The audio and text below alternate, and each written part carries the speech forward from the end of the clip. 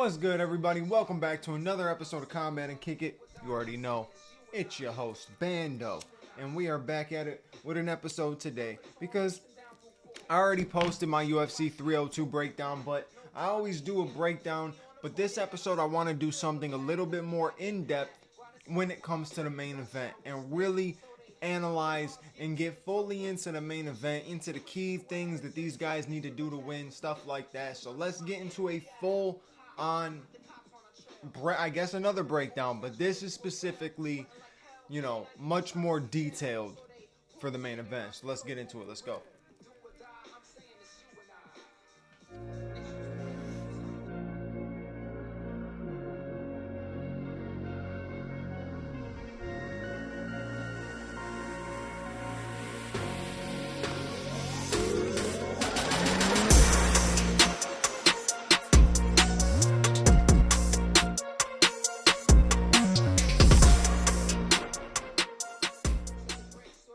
Okay, so Dustin Poirier is taking on Islam Makhachev.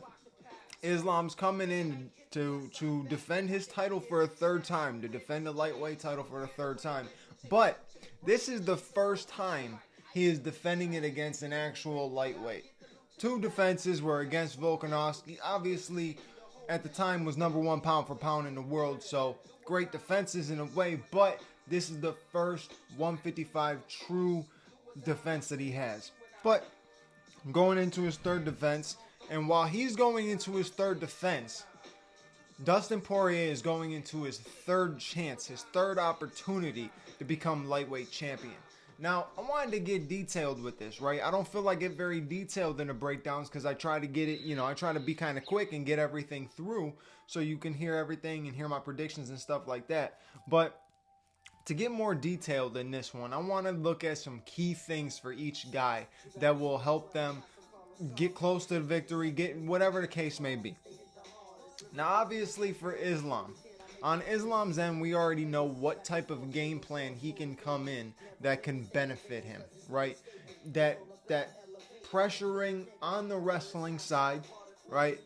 Working more of the ground game than standing and trading with him, right? Don't stand and trade with Dustin. Work the takedowns, right? Hold him down. And in my opinion, Islam should go for the early finish if he does get that opportunity, right?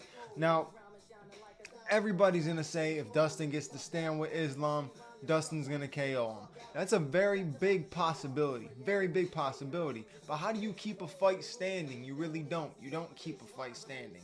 You know what I mean? Like, it's not one of those things that you can just always do, right? If a guy like Khabib or a guy like Islam's in there, that fight is going to see the ground at some point.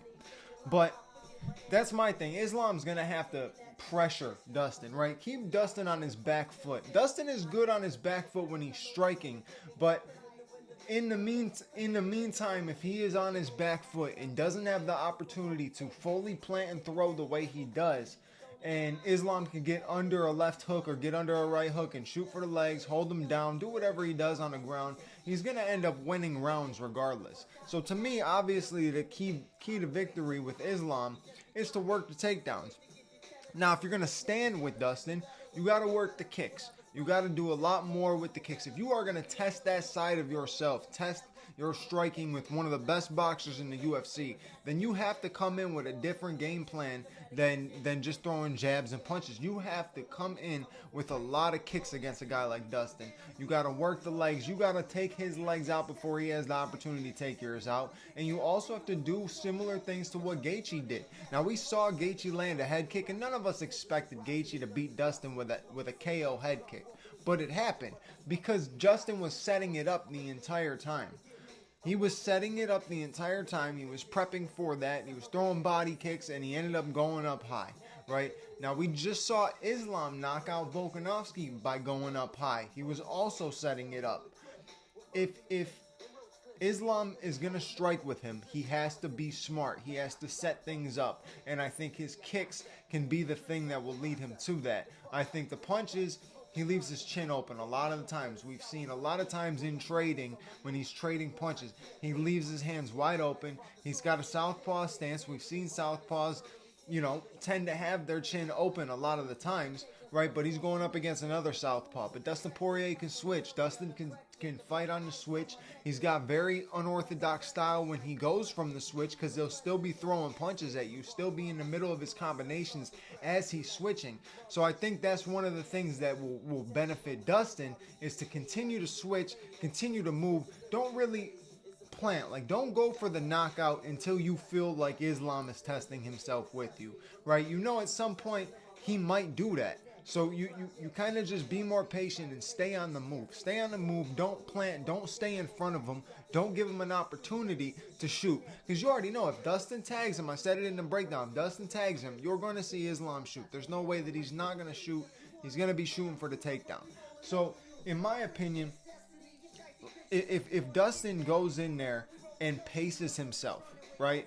Paces himself, and I'm not saying pace yourself through 5 rounds, get it to make it a 5-round fight. No, nothing like that. Because I think the longer the fight goes, the more it benefits Islam. In my opinion, if Dustin can pace himself, pick his shots, and find his shots, he can get a finish in the first or second round with the way that he is, right? But we also saw the I don't want to say a lack of skill. It's not really a lack of skill set. You saw how easy it was for Benoit Saint Denis to take down Dustin Poirier in that fight. Obviously, Dustin got the beautiful finish, got the win. Everybody was happy with it. I was happy with it. That's what we wanted to see. He got the finish. He didn't gatekeep, right? He didn't allow the next guy to come up and take that opportunity from him. And look where he's at now. He's getting a title shot this Saturday. But the thing about it, right? You saw Benoit Saint Denis control him. Take him down and control him. Now, he couldn't get the finish. He couldn't get the submission. He couldn't do anything like that. But he was taking him down and controlling him. If you look at the same thing that Islam did to Volkanovski in the first fight, he was taking him down. He was controlling him. He was controlling him. But he was not actually finishing, getting a submission, locking anything in, right? He was struggling to actually lock something in. I think Dustin, if he gets taken down, don't focus on getting back up. That's exactly what he's going to want you to do so that he can end up slipping something in. Focus on fighting the hands, continuing to fight every submission, right? Make that 5 minutes last in that round. If he's going to take you down, do not allow him to get the finish, right? Don't do any unnecessary movements. You know, stay in that position that he's got you. And you saw him have Volkanovski locked in the body lock, right? With working for the rear naked, and he couldn't get it. But Volkanovski didn't panic. He didn't try to stand up. He didn't get crazy with it. He stayed in position, kept fighting and defending against the choke. And I think that's one of the focuses Dustin has to have coming into this fight. Because if he goes in there and he's trying to get up because he panics and he doesn't want to be on the ground, he's going to get submitted. And that's going to be his 3rd time going for a championship getting submitted. And you don't want to see it. I don't want to see it. I want to see Dustin get this win. But he's got to be smart. He really does. He has to be smart. He has to be technical, right? And he's got to stay on the move. He cannot allow Makhachev. He also needs to try to control the pace. If he can push Makhachev back on his back foot, keep Makhachev from being in control and then shooting. That's one of the biggest issues with a lot of these guys when they fight the Khabib style wrestler, the Dagestan wrestler. Every time these guys fight him, they're never pushing the pace. They're never pressing him. You have to press a guy like this. I have a feeling you're gonna see something similar with that with Corey Sandhagen versus Umar when that comes up, because Corey Sandhagen has that IQ to push somebody back. He knows that this guy is gonna come forward. Dude, if you look at Khabib would literally throw the craziest punches. Just watch you take a couple steps back, steps back, and as soon as your foot hit that black lining in the octagon, as soon as your foot hit that, he would shoot for the double leg or whatever type of takedown he would shoot for. And he would shoot fast, right? He would throw some type of kind of explosive, unnecessary combination and shoot fast. He'd get your legs very quick. Very, very quick. He goes low too. He gets you in that position where you couldn't defend it. Islam does similar things, but Islam can take you down in the middle as well. So Dustin's just got to be smart, pick his shots. Don't search for uppercuts. Every time these guys go in there against a striker, they're always searching for the uppercut. Just stay patient. Stay patient. Let this man make a mistake. Don't make the mistake that allows him to win. You wait for this man to make a mistake, because Islam is somebody who can leave an opening, and Dustin Poirier is a guy who can expose that and land something to finish the fight. So I'm rooting for Dustin Poirier in this. But just because the way that the first round with Benoit Saint Denis went with the control and everything like that, if Benoit Saint Denis can do that to him, then Islam Makhachev can finish him. So that's the tough thing. I am totally rooting for Dustin.